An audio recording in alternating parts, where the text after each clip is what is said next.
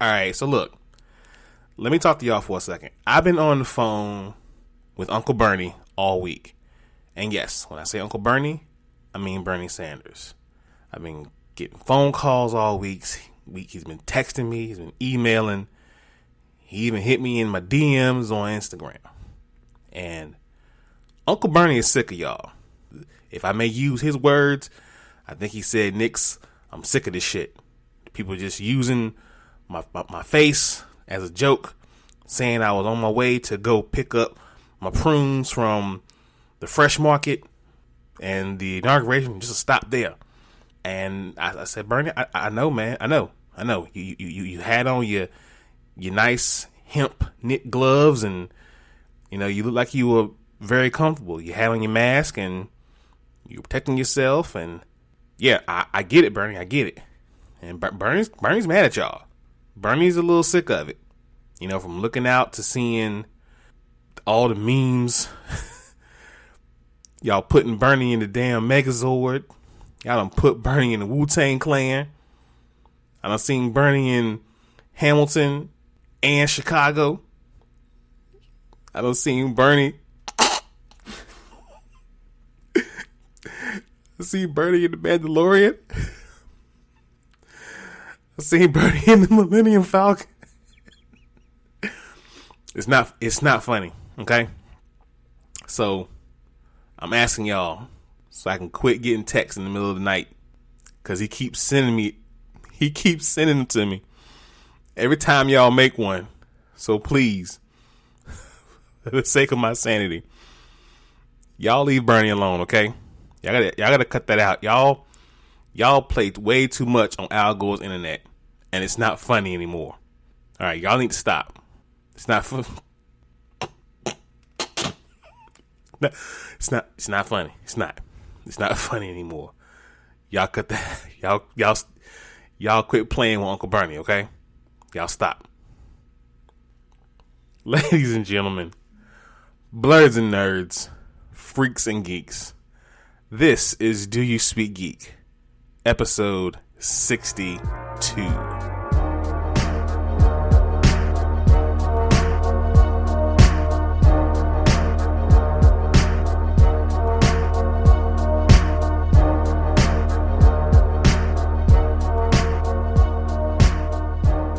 Welcome everyone to the podcast. It is your boy Nix. This is Do You Speak Geek. Welcome one and all. Welcome. Oh man, I'm coming off an amazing weekend. Great friends and family. Wife had an amazing birthday, as well as I did. But yeah, great weekend. So I'm feeling pretty good. Shout out to y'all. Shout out to all the new subscribers. Shout out to new listeners. Thank you all for listening to me. I'm just a little old nobody, but y'all are here, and I appreciate y'all. So thank you for listening, however you are listening, whether it be at the home team, Spreaker, shout out to Spreaker, whether it be on Apple Podcasts, Google Podcasts, you're probably listening to me on iHeartRadio, maybe even Spotify, Stitcher, Podbean, wherever you guys listen to your podcasts. You're listening to me, and I appreciate your ears. Thank you so much. DoYouSpeakGeek.com, the home team for everything DYSG. From the social medias that you can follow us there, Facebook at DYSGFB, Twitter, DYSG_tweets, Instagram at DoYouSpeakGeek. And on Instagram, you can catch DYSG live. We have several more interviews to come. I'll be dropping some names pretty soon, but you guys keep an ear of the streets for that one. YouTube is the one place where you can catch the Dono and Daddy Show. Please be sure to subscribe, like, Hulk, smash that bell for all notifications, and leave those comments. We want to know what you guys think about all of our content, from First Friday Frights to our upcoming new segment this week, Talk Tuesday. We're just talking, chatting with y'all. Want to see what y'all think. Nothing really big this week. We're going to go ahead and jump into it anyway with my favorite portion of the show. Y'all already know, Source Wall. Man, you come right out of a comic book. Behold the Source Wall. Can you read, my son? Well, that depends. There is nothing wrong with reading a story and looking at the pictures.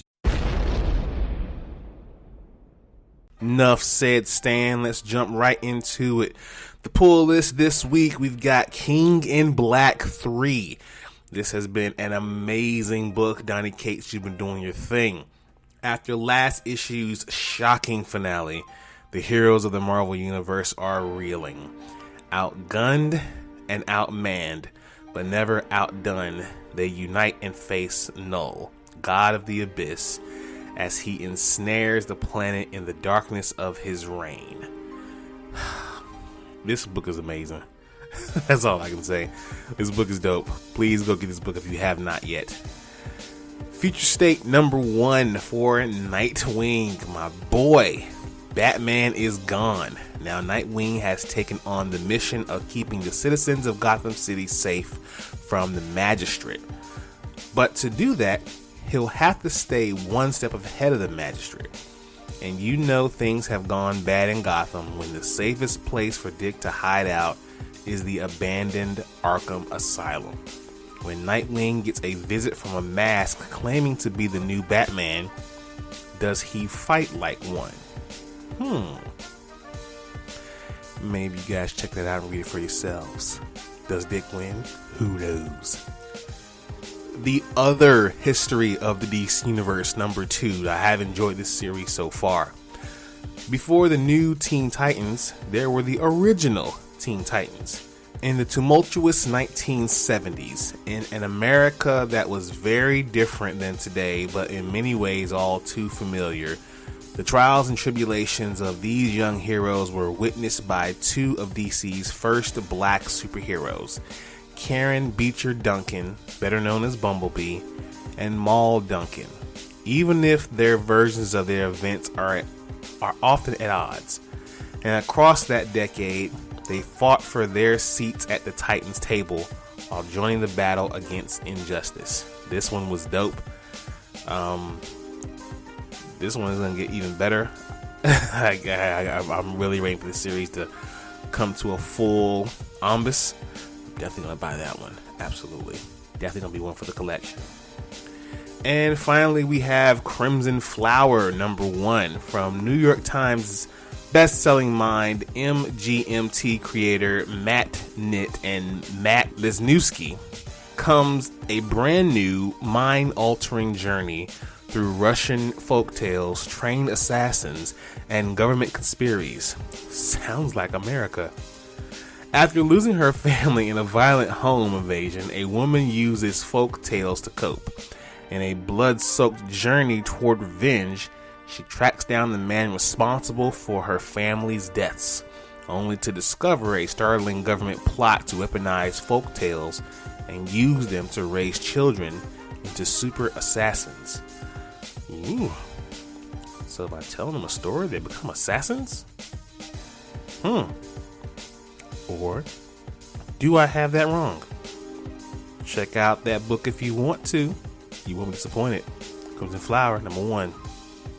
In Source Wall News, Marvel is gonna dip back into some things here. First, we have the release of the trailer for X-Men Legends. No, not the video game.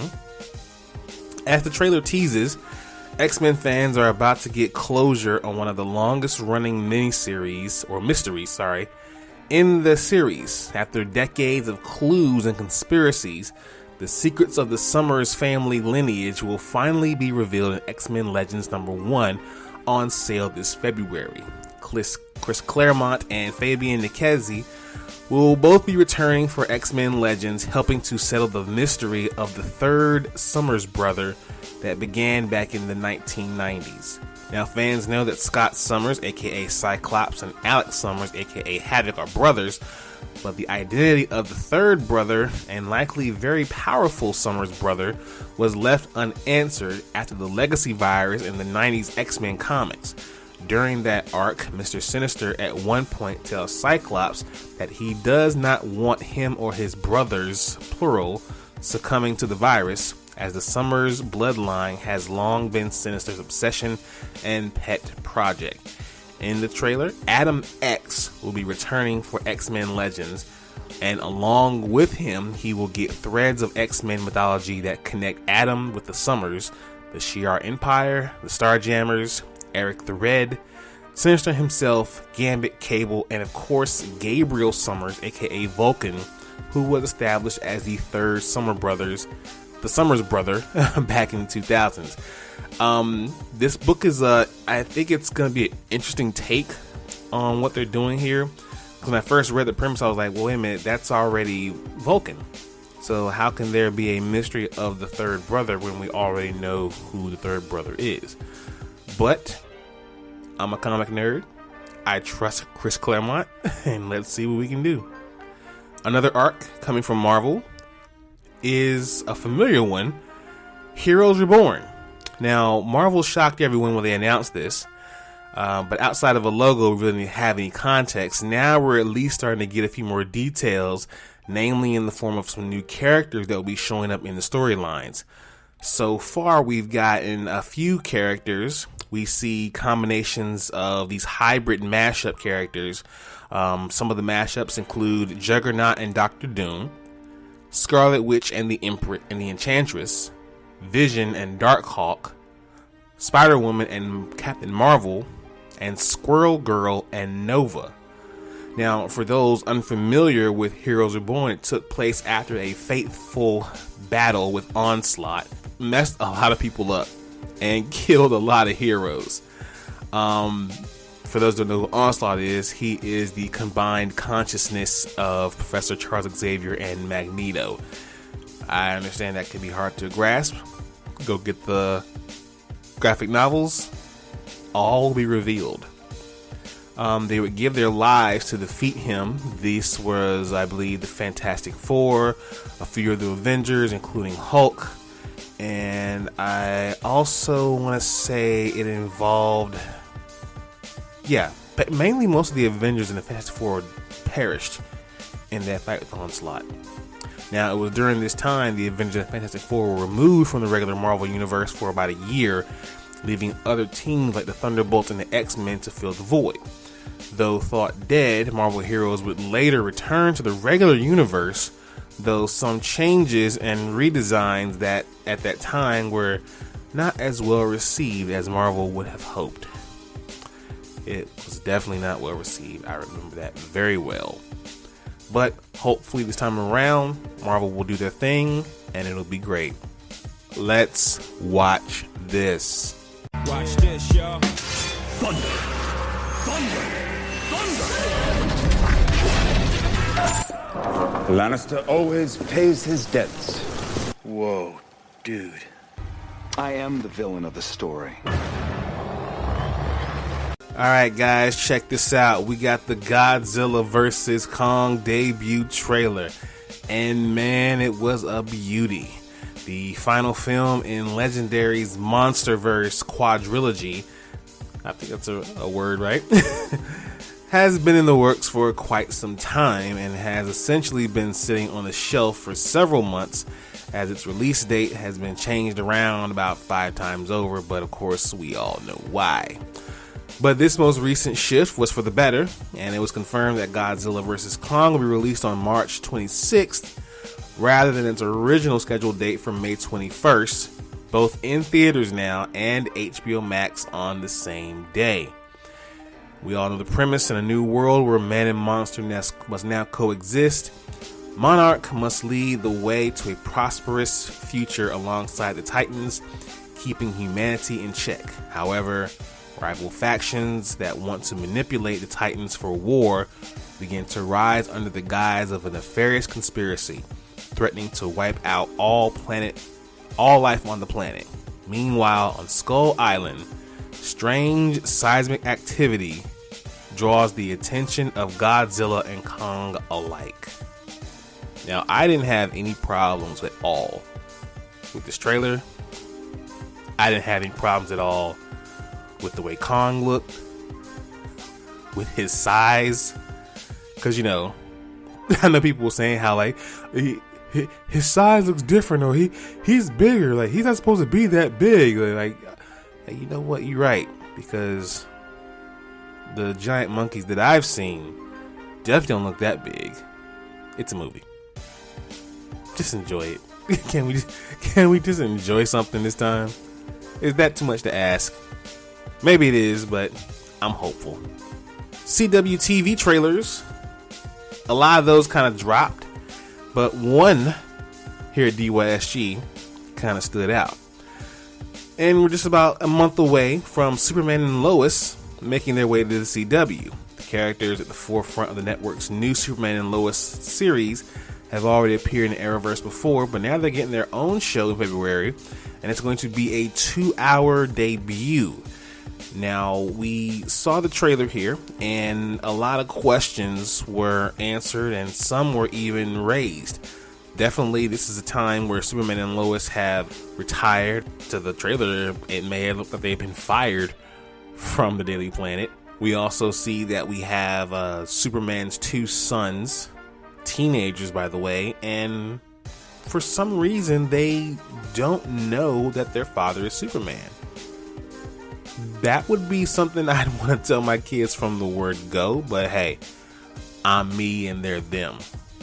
But a lot of questions are raised from this 2-hour premiere, and I can't wait to February to see it. It should be pretty freaking interesting. Now, some more bad news from the House of Mouse. Bob's Burgers movies and the Disney and the King's Man get delays. Now, Bob's Burger has been taken off its April 9th calendar completely with no new release date. The King's Man, which is I believe the third in the Kingsman trilogy, has moved from March 12th to August 20th, and Ron's Gone Wrong has been moved from April 23rd to October 22nd. These films join an ever-growing list of movies that have been delayed due to the COVID-19 pandemic and otherwise, including No Time to Die, the Uncharted movie, Ghostbusters Afterlife, and many more. Now, I can't speak for some of the other studios out there who had delays, but when it comes to the Disney movies, guys, come on. Take a page out of HBO Max's book. Release it in theaters anyway, but also put it on Disney Plus. Like, don't get me wrong, I was not going to pay the $30 to watch Mulan, but I'll definitely pay the $30 to watch Black Widow. Absolutely. You guys could have been made some money off that. Maybe not as much as you wanted, but you could have been made your money off that. Come on, Disney Plus, get it together. Sheesh. Alright, let's hop into Thumb Life. Peace, love, and video games! That sound like Donkey Kong.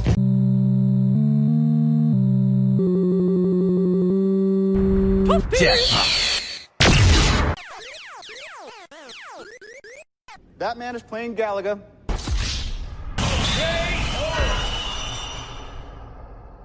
Alright, people.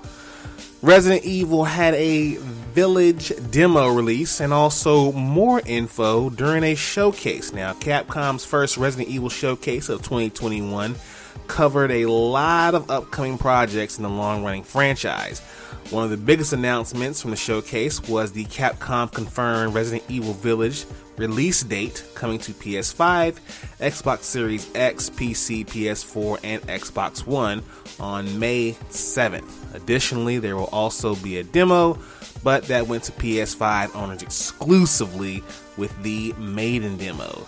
Now, I saw this Maiden, and we don't see zombies that look like that all the time. But okay, we're moving on. The Village wasn't the only Resident Evil game on display. Capcom producer Toyoshi Okada also announced Resident Evil Reverse, a multiplayer experience that will be free to anybody who purchases Village. That's pretty dope.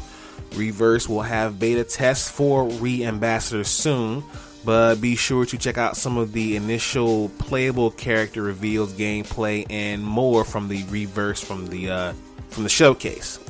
Resident Evil also has long extended its reach beyond games, and there will be a upcoming project on Netflix. As we all know, Infinite Darkness is coming to Netflix soon. Not much more has been revealed about that, but we did see some footage of the film. which is set to hit streaming services sometime this year. Of course, Capcom is also working on a Resident Evil TV series with Netflix, which will tell a brand new story within the universe. That's going to be pretty amazing. I can't wait. The Resident Evil franchise is one of my favorites. It got kind of tired toward the end there, but those first two, woo, amazing stuff. And finally, with Thumb Life, we have a Hitman 3 review. Now, Hitman is one of my favorite video game franchises, and Hitman 3, I think, is the best one. Here's the report from IGN for the review. Rich, rewarding, and highly replayable, Hitman 3 is a superb installment of IO's idiosyncratic but much loved stealth series. The fundamentals haven't changed since 2016, but its collection of outstanding maps makes for a refined, reliable, and robust curtain closer to the current Hitman trilogy. 6 maps may sound slim, but each one is huge and designed to be played several times over. Even then, it's very unlikely you'll have uncovered all of its creative and surprising assassination opportunities.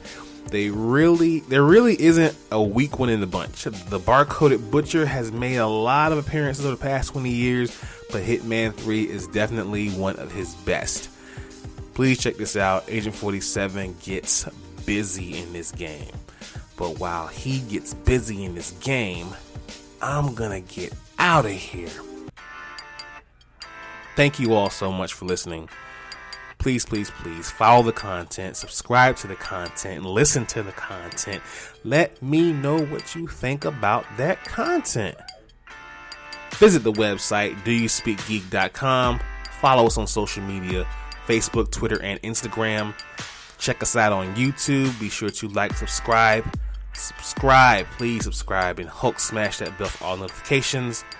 As always, people, live to play to win to live.